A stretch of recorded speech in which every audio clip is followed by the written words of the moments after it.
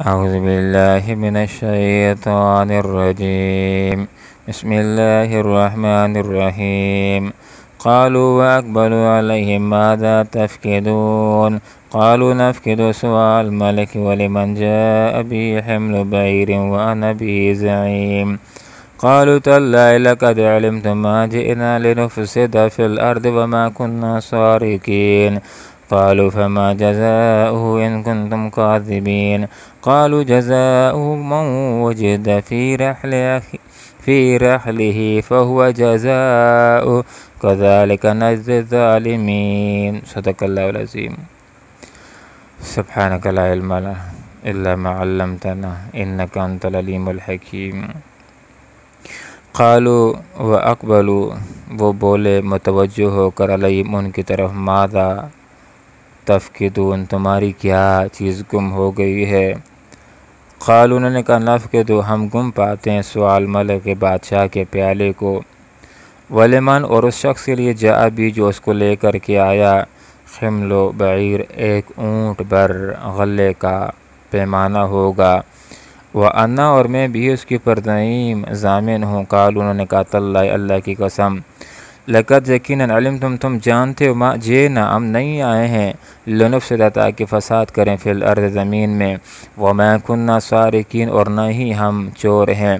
قالوا، انہوں نے کہا فما جزاؤ، پس اس کی سزا کیا ہوگی، ان، اگر کنتم، ہو تم، کاذبین، اگر جھوٹے۔ قالوا، انہوں نے کہا جزاؤ، اس کی سزا، من وجد فی رحلہ، کہ جس کے سامان سے پایا گیا، فہو، پس وہ جزاؤ، خود اس کا بدلہ ہوگا، کذالک، اسی طرح، نجزی، ہم بدلہ دیتے ہیں، الظالمین، ظالموں کو۔ دونوں بھائیوں کی مصر کے اندر ملاقات ہوتی ہے، اور یوسف علیہ السلام اپنا تعارف کراتے ہیں۔ بنیامین نے خواہش کا اظہار کیا کہ ان بھائیوں کے ساتھ اب مجھے نہ بھیجیے۔ حضرت یوسف علیہ السلام نے اپنے بھائی بنیامین کو اپنے پاس رکھنے کا ایک ہیلہ سوچا، جائز ہیلہ سوچا، اور اس ہیلے سے اپنے بھائی کو آگاہ بھی کر دیا تاکہ بھائی پریشان نہ ہو۔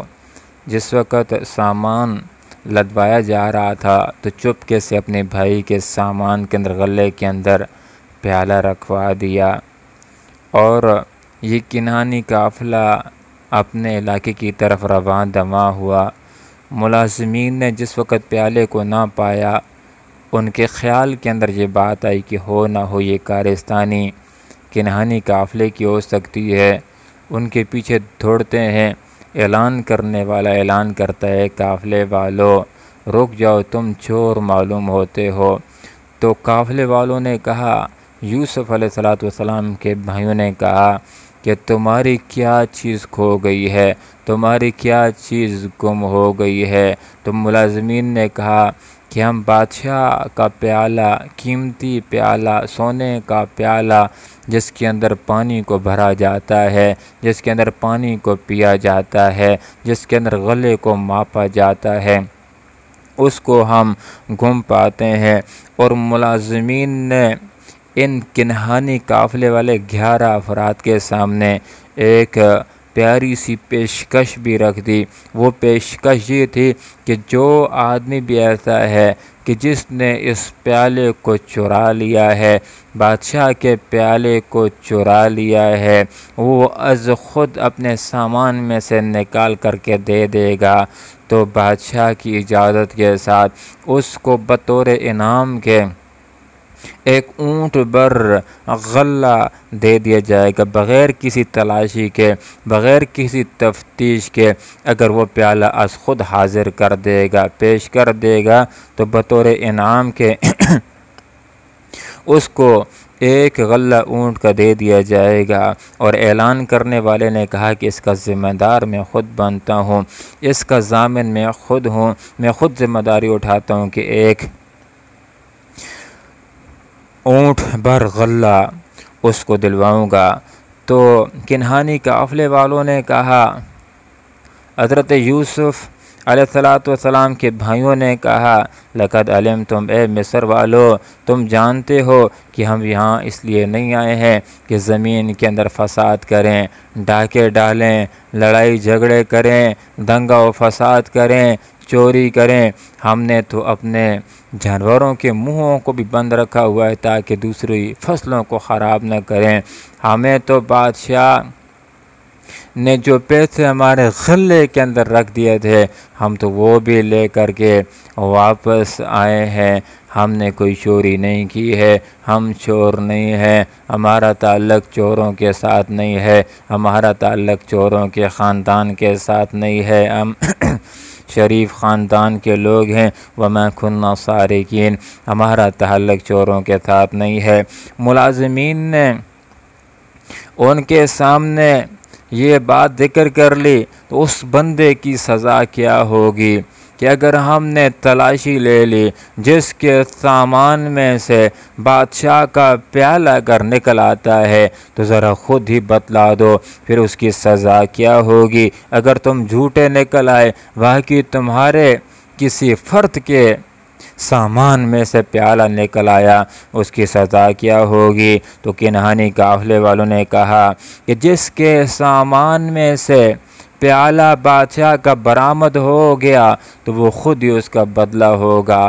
تو چور کی سزا جو یعقوب علیہ السلام کی شریعت کے اندر تھی اس سزا کا تذکرہ کر لیا، اور وہ سزا یہ ہوتی تھی کہ جو آدمی کسی کی چوری کر لیتا تھا اس چور کو اس بندے کی غلامی کے اندر کچھ عرصہ تک کے لیے دے دیا جاتا تھا کہ جس بندے کی اس نے چوری کی ہوتی تھی۔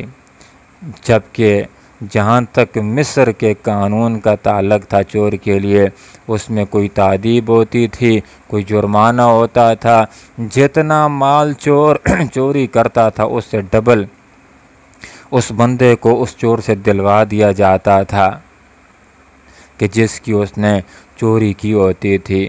یعقوب علیہ السلام کی شریعت کے اندر چور کی یہ سزا ہوتی تھی کہ چور جس کی چوری کرتا تھا اس کی غلامی کے اندر چور کو کہ جس کی اس نے چوری کی ہے کچھ عرصہ تک دے دیا جاتا تھا۔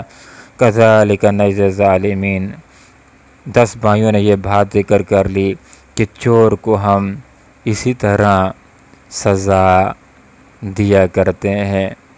تو یہ ایک جائز ہیلہ تھا، جائز مقصد کے لیے اگر کوئی ہیلہ کیا جائے جو دوسری نصوص کے ساتھ ٹکرانے والا نہ ہو تو یہ ہیلہ جائز ہوتا ہے۔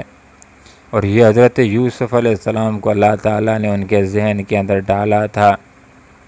اللہ رب العالمین سے دعا کرتے ہیں کہ اللہ تعالیٰ قرآن و سنت کو سمجھنے کی، اس کے اوپر عمل کرنے کی توفیق عطا فرمائے، آمین۔ وآخر دعوانا ان الحمد للہ رب العالمین۔